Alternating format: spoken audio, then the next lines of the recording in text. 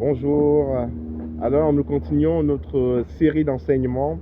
Nous avons déjà partagé un premier point sur le thème Dieu prouve son amour envers nous. Et nous avons dit dans un premier temps que Dieu a prouvé son amour envers nous lorsque nous étions encore impuissants et sans force. Donc Christ est mort alors que nous étions encore impuissants et sans force. La Bible nous dit que Christ est mort pour nous alors que nous étions sans force. Donc Dieu a démontré son amour envers nous parce que son Fils bien-aimé est mort pour nous alors que nous étions sans force. Et la Bible dit que cela est une preuve de l'amour de Dieu envers nous. Et aujourd'hui, j'aimerais partager avec vous un deuxième point. Dieu prouve son amour envers nous. Dieu a prouvé son amour envers toi et moi lorsque nous étions encore des impies. La Bible dit dans l'Épître aux Éphésiens au chapitre 2, à partir du verset 4 jusqu'au verset 6, mais Dieu qui est riche en miséricorde à cause du grand amour dont il nous a aimés, nous qui étions morts par nos offenses, nous a rendus à la vie avec Christ. Nous qui étions morts par nos offenses, il nous a rendus à la vie avec Christ. Donc la Bible nous dit ici que Dieu, qui est riche en miséricorde à cause de son grand amour, donc Dieu a manifesté son grand amour envers toi et moi en faisant quoi? En nous rendant à la vie par Jésus-Christ, en nous donnant la vie. Parce que lorsque nous étions encore nous étions morts à cause de nos offenses, à cause de nos péchés, à cause de nos iniquités, la Bible nous considère comme, la parole de Dieu nous dit que nous sommes considérés comme des impies à cause du péché. Mais grâce à l'amour de Dieu manifesté en Jésus-Christ, nous avons la vie éternelle. Nous avons la vie éternelle que Dieu nous donne. Et cela est une preuve immense du grand amour de notre Dieu. Donc, souvenez-vous que Dieu a manifesté son amour. Dieu prouve son amour envers toi et moi parce qu'il a donné Jésus-Christ, son Fils bien-aimé, alors que nous étions considérés comme des impies, comme des pécheurs.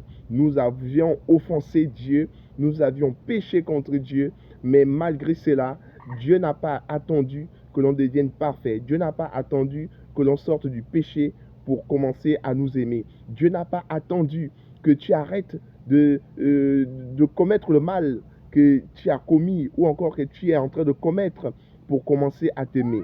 Dieu nous a déjà aimés avant même la fondation du monde. La Bible dit que alors que nous étions des pécheurs, Dieu a manifesté envers nous son plus grand amour. Dieu t'aime, Dieu nous aime, Dieu aime tout le monde sans aucune exception. Voilà pourquoi il est écrit que Dieu a tant aimé le monde qu'il a donné son Fils unique, Jésus-Christ de Nazareth, en sacrifice, afin que quiconque croit en lui ne périsse point, mais ait la vie éternelle.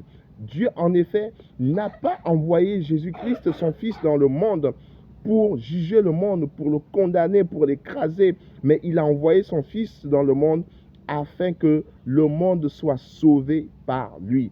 Dieu veut te sauver, Dieu veut sauver tous les hommes qui sont sous l'emprise du péché. Dieu veut nous sauver. Et il y a une chose qui nous empêche de vivre, de connaître la perfection de Dieu, c'est le péché. C'est le péché, l'arme fatale du diable, l'arme fatale de Satan, c'est le péché. Mais Dieu ne nous a pas oubliés. Il a envoyé son Fils Jésus-Christ afin de nous délivrer de l'emprise du péché. Donc Dieu prouve son amour envers toi et moi lorsque nous étions même encore des impies, des pécheurs, des hommes et des femmes de mauvaise vie, les hommes et des femmes que le monde méprise. Oui, on t'a traité de méchant, de mauvais, de mauvaises personnes. On t'a traité de criminel, on t'a traité de escroc, on t'a traité de tous les noms. Mais la bonne nouvelle, c'est que là où les hommes te maltraitent, là où les hommes t'insultent, là où les hommes te rejettent, là où les hommes voient du mal en toi, Dieu voit une opportunité de te sauver. Dieu voit une opportunité de faire de toi une nouvelle créature. Dieu voit une opportunité de faire de toi un être nouveau qui va manifester sa gloire, qui va manifester son amour et qui va glorifier son nom. Que le Seigneur te bénisse. Je prie au nom de Jésus afin que toutes les personnes qui ne connaissent pas encore Jésus-Christ puissent le rencontrer.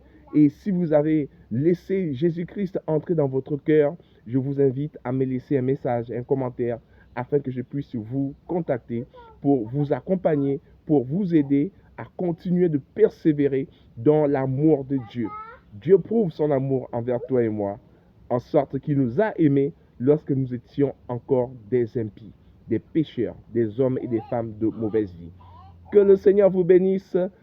À très bientôt pour un troisième point concernant l'amour de Dieu. À très vite. Bye bye.